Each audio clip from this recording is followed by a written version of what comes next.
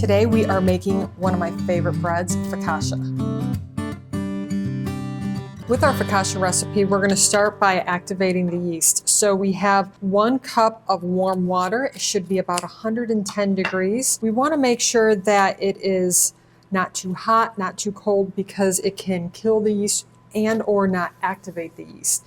So we want to get it as close as possible to that 110 degrees. And then we are going to add our instant yeast, 2 teaspoons of honey. I do recommend measuring this out. I've just made this recipe like, I swear, 100 times. So I have a good grasp on how much it needs here. And then we're just going to give it a little bit of a mix, set it aside, and leave her alone. That's the key with yeast, is we just want to leave it alone, let it do its thing, and start to work its magic. This is hands down my favorite focaccia recipe. It just happens to be gluten-free. It is so easy to make. It's just like 1 bowl and you're good to go. It only needs a single rise. So my favorite, when we're using a bread flour, that is going to be key for this. We need to use a gluten-free bread flour. I find that Caputo's gluten-free bread flour really yields the perfect result for focaccia. So when we're measuring it, we want to do this to shake off the excess. You don't want to pat it down, and we're just going to start measuring. This focaccia is so delicious, and it really can be customized too. And I'm going to show you some different options on making it different flavors, whether you want to do savory, sweet. I just made a focaccia pizza, and you guys, it's incredible and so easy to make. So we have our flour. We're going to go ahead and add our baking powder. And you want to do the same thing when you're measuring baking powder. You're going to scrape or do that to make sure that you don't pack it in there, because having too much isn't good, and having not enough will also change the consistency of the recipe. So we have our baking powder. We're going to add our salt. And because of the style of this bread, you're going to be like, man, 2 teaspoons of kosher salt, and we're adding salt on top. It needs it to really get that flavor, and I swear it's going to pack tons of flavor. So we have our 2 teaspoons. I like to use a kosher salt when it comes to baking this recipe too. And you could always add in different seasonings. So if you wanted to add in oregano, thyme, any kind of dried seasoning, you can always add that into the dough as well. Today we're going to top it with some different, like fresh oregano and some fresh thyme to just really make it pretty. So I'm not going to add anything into the dough. We have everything in there. Let's go ahead and give it a mix. You'll want to make sure all that is nice and incorporated. You don't want a pocket of salt. You don't want a pocket of baking powder. I did that once when I was first starting to cook. I took a bite of something and there was a pocket of baking soda. Oh, it's awful, absolutely awful. I do not recommend it. Okay, so let's go in and start to add in our liquids. We have 1 cup of unflavored sparkling water. You'll notice in a lot of my bread recipes, I use sparkling water. It gives it a really nice texture. I mean, whatever your favorite is. This is, Pellegrino is probably one of my favorite ones. Just unflavored, and let's see, 1 cup. I always double check measurements. I always recommend double check, especially when it comes to baking. Triple check if you need to, because you can't take it back. We need 3 tablespoons of olive oil. Whenever you're baking, I do recommend, especially when that specific ingredient is like the star of the dish, which is going to be olive oil for focaccia, I do recommend to use a really good olive oil, because it's going to add so much flavor to that dish. Let me just grab my tablespoon. Okay, so we have 3 tablespoons. It's a new bottle. I need to take that stopper out. This is going to be perfect for drizzling though. And then you can see that our yeast has activated. So it should have a nice foam on the top. That's how we know that it is activated. Depending on the temperature in your room, that can take anywhere from 5 to 10 minutes. Humidity and all that is going to play a factor on your yeast activating. We're going to add that into the mixture. Make sure you get all of that out, and then we mix. Again, this is seriously like the easiest focaccia recipe.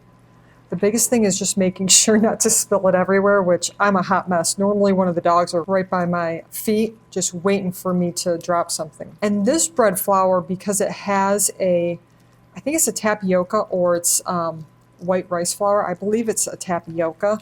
It makes it almost like bunch up. So you do need to put your arm into it just a little bit to get all that extra liquid that you see there incorporated, and scraping down the sides too. And there's going to be a fine line of mixing it to over mixing it. So we really just want to make sure it's all incorporated. You're going to still have some lumps in there, and that's okay. This does not need to be smooth. So you can see how it's tacky now. That's what we're looking for. And whenever you're making something, I do recommend to read the full directions first, have everything prepped, ready to go. So then as soon as that's done, you can go ahead and get it in the pan here. We're gonna add some olive oil to our pan and then just brush it with your hand. So you're gonna use about 2 tablespoons of olive oil. This bread is going to soak that up. It may look like too much, it's not. Definitely going to want a lot in there. Okay, now we're going to go ahead and line it with parchment paper. Now it's only going to line 3 sides, and you can trim off the excess here. We won't need that. And sometimes during baking, it will fold over. It's not like it'll change the taste or anything like that on your focaccia. It's just going to change how it looks if it folds over and, you know, gets a wrinkle or something like that. Now we're going to add just a little bit more olive oil on top. Lots and lots of olive oil. And let's get this in there. I would say the hardest part of this whole recipe, if you would consider this hard, is just spreading the dough, because it is, again, tacky. It just takes a little bit just to work out, and we're just pressing it down. And you do kind of want to work quickly because that yeast is going to start activating, and we don't want to press out air once it's really activating. And try to get it as even as you can in here, so then it has a little bit more of an even rise. It doesn't have to be perfect. The beautiful part with focaccia is it is a little bit more of a rustic bread, so it doesn't have to be perfect. Now that's it. If you wanted to do this a little bit, you're going to see in a lot of that's not gluten-free baking, especially where they're pressing into it, so then you're getting the bubbles. Gluten-free focaccia doesn't work exactly that same way with yeasted breads because we don't have the gluten in there. So we're just making a bunch of little dimples. We're going to go ahead and cover it up and then let it rise. For covering up the focaccia, there's going to be a few different tips that I have for this. So I like to use saran wrap on top a lot of the time, depending on the temperature outside. If it's really humid, you really probably don't need that saran wrap. Just a towel will work great. If it's during the winter time, then saran wrap is a great option. First, spray the side of saran wrap that's going down that would be touching the bread with a non-stick baking spray or a non-stick cooking spray. And then you're going to put it on top and make sure it's tight. You don't want the dough to touch the saran wrap because when you pull it off, it's going to deflate the bread. A nice kitchen towel is a good option, making sure it's nice and sealed, just like that. And then we're going to set it aside to let it rise about 3 times in size. Let's go ahead and check on the cinnamon rolls. It's been a couple of hours. They're looking good. So I want to go over a couple differences on using the 1-to-1 gluten-free flour versus using a gluten-free bread flour. So you can see on the gluten-free 1-to-1 flour, we have a little bit of cracking there. That's just aesthetics. It doesn't actually change the flavor, the texture, anything like that. And sometimes it's going to happen and sometimes it won't. It'll really depend on the humidity and the temperature and all of that. I've had some rolls that turn out perfectly smooth and other times they're way more cracked than this. So if you use a gluten-free bread flour, it's going to hold its shape a lot more, but that will change the texture a lot. So personally, I recommend the Bob's Red Mill 1-to-1. That's my favorite go-to, but you could use as a backup the gluten-free bread flour. So to finish these off, now this is completely optional. I like to make mine a little bit more like that Cinnabon gooey style. So I'm going to add some heavy cream on top. If you prefer more of the traditional style cinnamon roll where it's more like a bread texture, then omit the heavy cream. but we're going to just drizzle a little bit all the way around here, and we're just going to get a little bit around those edges. And that's it. We're going to go ahead and pop it in the oven. I have the oven preheated, so we're going to bake these off, and then we're going to start our cream cheese frosting. Let's go ahead and check on our focaccia. It's looking great. So you can see how these sides, like I was telling you, they did come over some, and it's fine. It's not going to affect it, but you can see this is what we're looking for. We want that jiggle. We have all of that air built up in there. Now let's go ahead and top it. This is where it gets really fun. You can do pretty much whatever you want with this on getting a flavor profile. You can do a cinnamon and sugar with some olive oil or some butter on top, bake it off at the same temperature to make it sweet. You could add some cheese on top. The key is you don't want anything that you're putting onto it too heavy. So let's say you make a pizza out of it. You don't want to pack a ton of cheese and toppings on it because it's going to make the air collapse. We want to keep all that air built up into it. So everything should be like lighter toppings. Today we're going to go a little bit more traditional. I'm going to start by drizzling the top with some olive oil, and this is going to get beautiful golden brown. Let's get a little bit more around that edge there. Lots of salt, and I like to use a kosher salt. You could also do a flaky sea salt, works really well. And then we're going to add some fresh herbs on top. So, and again, you can really play with these flavors, which is so nice to do.